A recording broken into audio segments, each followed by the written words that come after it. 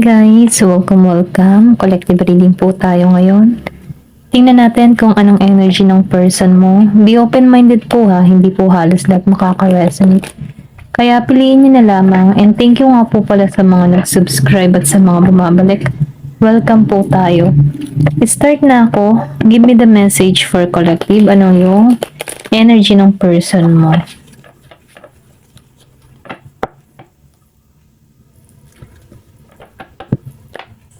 Give me the message. Anong energy ng person mo ngayon?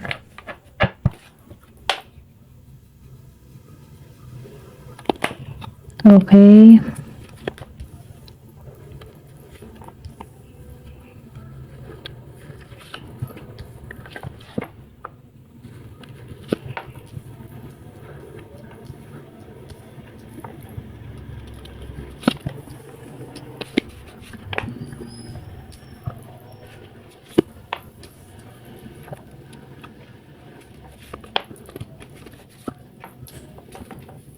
Okay.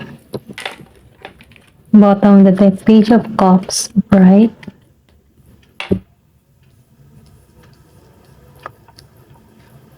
Then the Tower. Okay.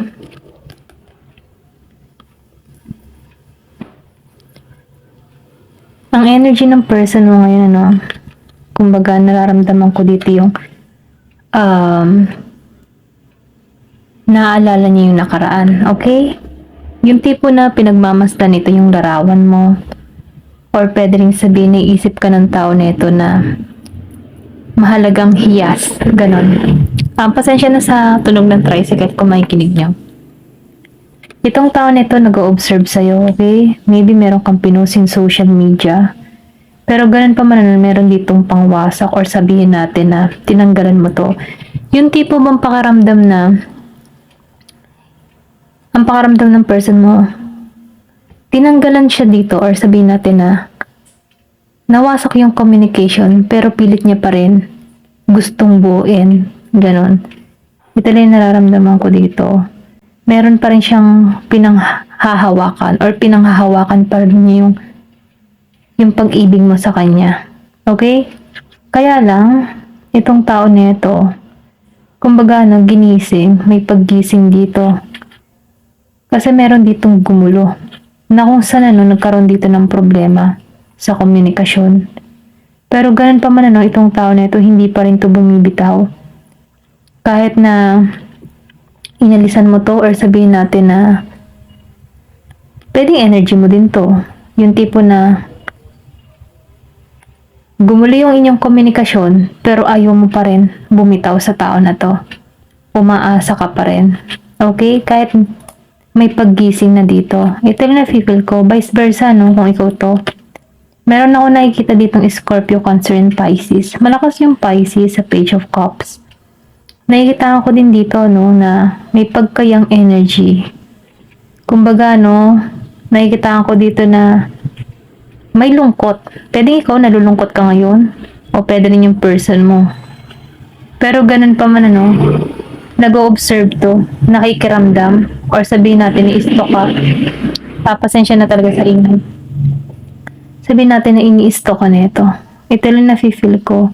Pero meron din ako nakikita dito, na meron ditong isang tao na lumalago. Okay?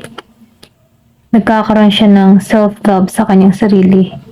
Ito lang na-feel ko. Tingnan pa natin. King of Pentacles. Four of Wands reverse. Ten of Pentacles reverse. Ten of Cups reverse. Ace of Cups upright. Judgment reverse. The World. And the Seven of Pentacles reverse. Okay? May nakikita ako dito na Virgo, Capricorn, Taurus, Aries, Leo, Sagittarius, Scorpio, Cancer, and Pisces. Ayan. Ito lang yung nakikita ko. Okay?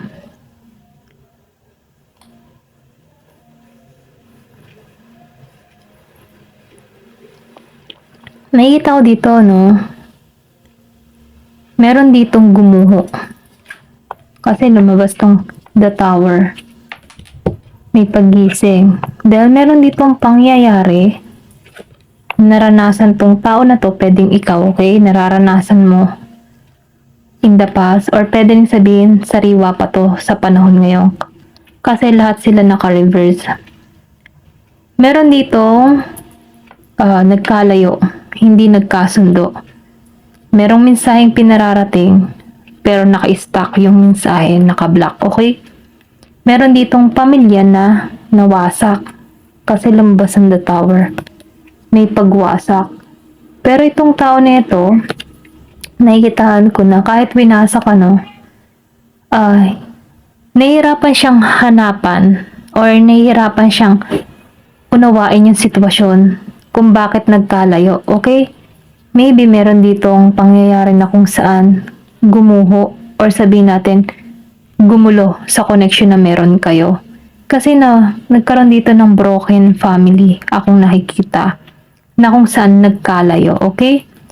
Hindi to naging matagumpay yung connection. Maybe ikaw, okay, yung kayo ng person mo, no? Kasi nakikita ko dito yung broken family or pwede rin sabihin na broken relationship kung single ka at hindi pa kayo kasal, no? I mean ngayon single ka na, ito na nafe-feel ko. Then dito, sa Ten of Cups, wala pa tong pagkikita, maybe 4 years, 4 months, 10 months na hindi pa kayo nagkikita, pwede rin sabihin 10 years, okay?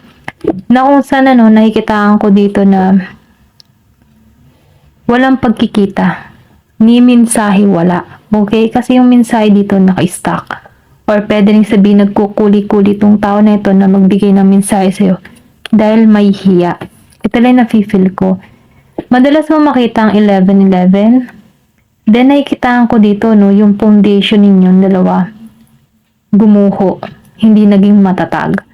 Dahil lamang sa pangyayari na kung saan may involved, kung ano man yung nangyari sa inyo, meron ditong conflict na nangyari na hindi maganda sa inyong komunikasyon.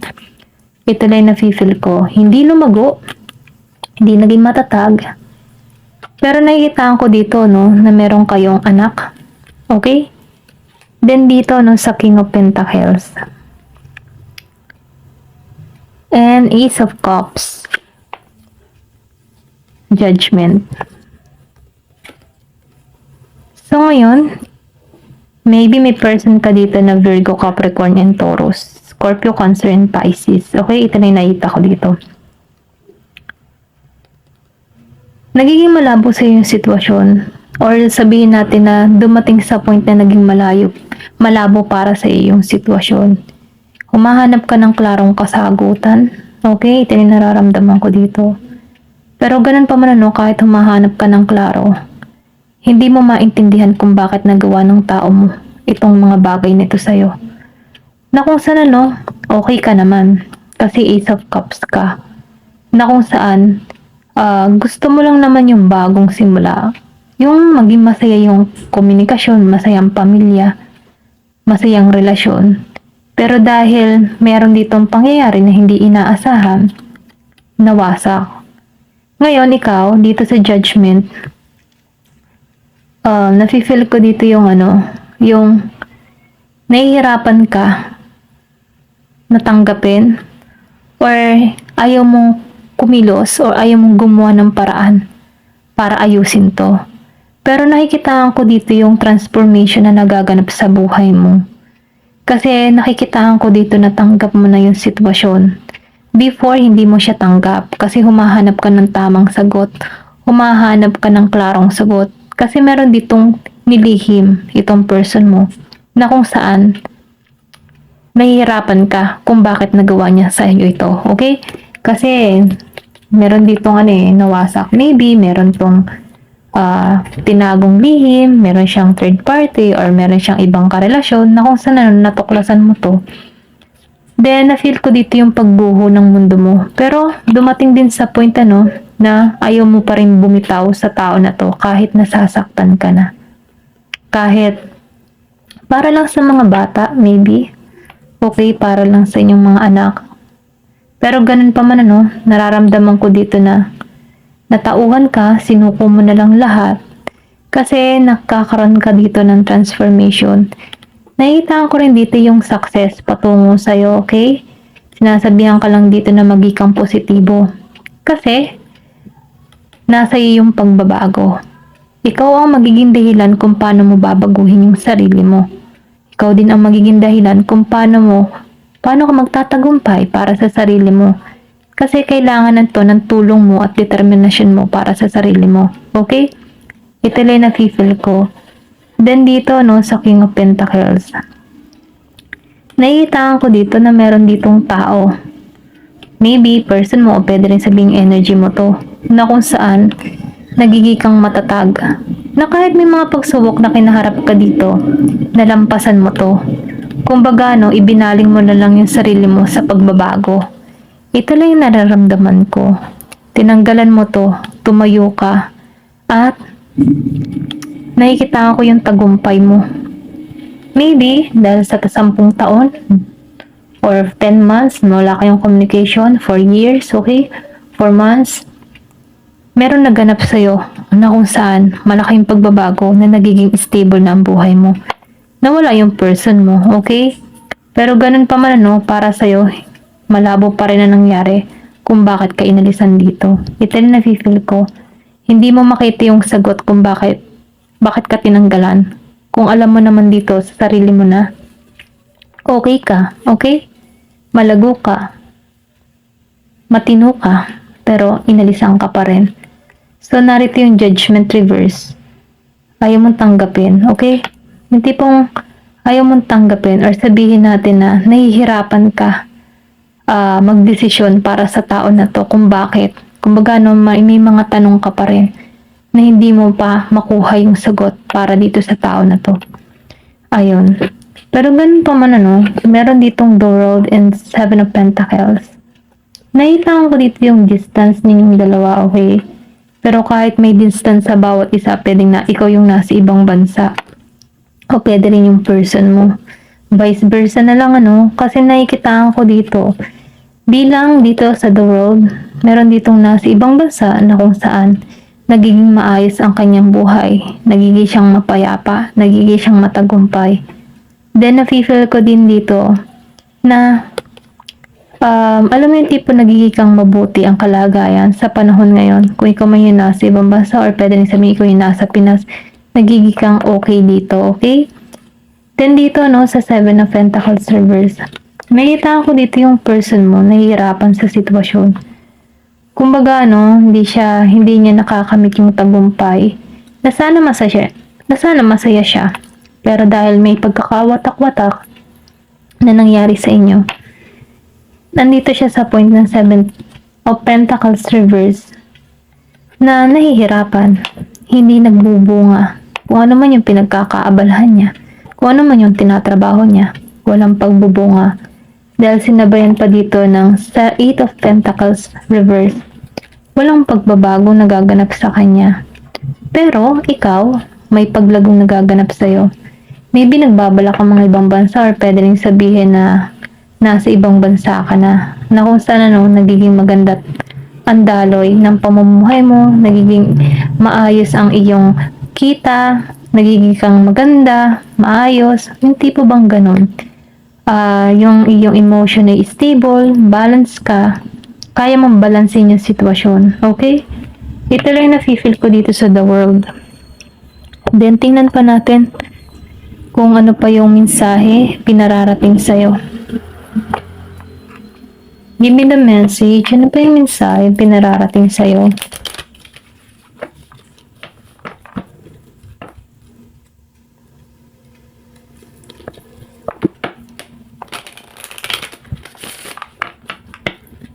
Give me the message. Ano pa yung mensahe? Tumalsik tong the sun. So, ibig sabihin, nagkakaroon ka dito ng, kasi the sun, tagumpay, nagiging maayos yung kalagayan mo, nagiging okay yung puso mo. Kumbaga, nagkakaroon ka ng kaliwanagan. Na-express mo ng maayos yung sarili mo, yung damdamin mo, malaya kang gumalaw. Then, nafe-feel ko dito yung katotohanan para sa iyong sarili. Kasi nagpapakatotoo ka, okay? Tingnan pa natin. Give me more information. Meron ka dito na house 4. So, nakikitaan ko rito na yung nagkakaroon ka ng kapayapaan. Meron ka mga binabalak or pwedeng sabihin nagiging kang mabuting ama, nagiging kang mabuting ina para sa iyong mga anak. Gusto mo comfort yung family mo, maayos ang kalagayan nila. Kasi ikaw yung root ng family kung bakit sila tumatayo. Sa iyo nagmumula yung lakas at tapang ng iyong pamilya. Na kung saan nagkakaroon ka dito ng harmony para sa iyong sarili. Na kahit may kulang para sa iyong sarili, hindi man kayo kompleto kasi meron ditong family broken family, ganyan. Hindi yun naging kabawasan para makompleto yung pamilya mo. Dahil ikaw ang naging ina or ama ng anak mo na kung saan tinataguyod mo ito ng maayos. Ito rin na-feel ko dito sa House of 10, House of 4. Give me more information. Aries. Meron itong Aries. So, ikaw yung tipo ng tao na independent, malakas ang loob. Kumbaga, meron kang passion. Sabihin natin na marami kang idea na pumapasok sa kaisipan mo na kung bakit nakatayo ka pa rin hanggang ngayon. Pwede rin sabihin, kung hindi ka man Aries, sa birth chart mo, merong Aries. Okay? Ito yung nakikita ko sa kabuuan ng birth chart mo. Then, nakikitaan ko rin dito yung pagiging mo matapang, independent. Kumbaga, nagkakaroon ka ng kaliwanagan. Yung tipo na kahit may problema ka, hinahanapan mo ng solusyon. Hindi mo kailangan na humanap ng tulong ng iba para masolusyonan yung problema mo. Ikaw mismo yung gumagawa ng paraan para matapos yung problema na kinakaharap mo. Ito lang na-feel ko kasi puno ka ng knowledge. Okay? Give me more information. Yun, tumalsik to. Meron din ditong Earth. So, nakikitaan ko dito ang Virgo, Capricorn, Taurus. So, sinasabihan dito, nagiging ka ng practical. Hindi mo na pinaiiral ang emotion. Kumbaga, para sa'yo, pagiging pasensya ay nagbibigay ng magandang bunga. Kumbaga, nagiging kang patient dito. Na one time, or sa nagiging kang patient, na balang araw ba, na makakamit mo yung yung hustisya, yung tagumpay para sa'yo. Kasi meron ditong pagguho Then the sun. Nagiging kang independent, hindi ka nawawalan ng pag-asa. Kasi ikaw yung root ng family. Alam mo sa sarili mo na pag ikaw yung pinanghinaan ng loob, panghinaan din ng loob ang pamilya mo. So ngayon, ikaw yung nagiging tapang. Tapang para sa kanila. Sila yung humuhugot ng lakas para sa'yo. Kumaga, nahugot sila ng lakas para sa'yo. Okay? Ito lang yung na-feel ko. Tingnan pa natin. Give me more information. Meron ka dito, Neptune. So, Neptune. Nakita ko ang 1818. Mirroring. Kumbaga, nararamdaman ko dito yung reflect na ginagawa mo. Kung ano man yung ginagawa mo mabuti, nagre-reflect sa'yo. Kasi good karma yung dumarating sa buhay mo. Meron ka ditong dream na matutupad. Kumbaga, meron ditong pagtaas. Iangat ka, okay? Ito lang yung nararamdaman ko. Kumbaga, yung mga tinatago na lihim na hindi mo nalalaman pa yung kasagutan ay magbubukas sa'yo ng oportunidad. Nakikita ko dito, para kang magkakaroon dito ng masaya at maganda kinabukasan ng payapa. Ito lang nararamdaman ko dito. Neptune. May matutupad kang pangarap na piling mo itinataas ka. Itataas ka kasi. Okay? Ito lang nararamdaman ko, ikaw itataas. Last, give me more information. Meron din ditong Sagittarius. So, sinasabihan dito, kay Sagittarius. Meron din ditong Sagittarius na kung saan, magiging malaya. Or sabihin natin na meron kang kalayaan na gawin yung mga bagay-bagay na gusto mo na hindi ka kinokontrol sa sitwasyon. So, nakikitaan ko dito na mag-explore ka. I-try mo yung mga bagong experience na hindi mo naranasan before. Okay, palayaan mo yung sarili mo. Then, nakikitaan ko rin dito na ito yung ibibigay sa'yo. Kalayaan. Masaya. Matutupad mo yung dream mo. Naging ka lang patient kasi may lakas ka na tulad ng isang Aries. Kailangan mo lang dito i-express yung iyong nararamdaman. Dahil sa pagiging mong express, nagiging kang totoo para sa iyong sarili at din sa ibang tao. Na kung sana ikaw din yung nagiging katatagan ng iyong pamilya. Kaya panatilihin maging positibo dahil ikaw ang lakas nila. Okay? Ito lang yung mensaheng pinararating sa'yo. Thank you for watching and love and peace.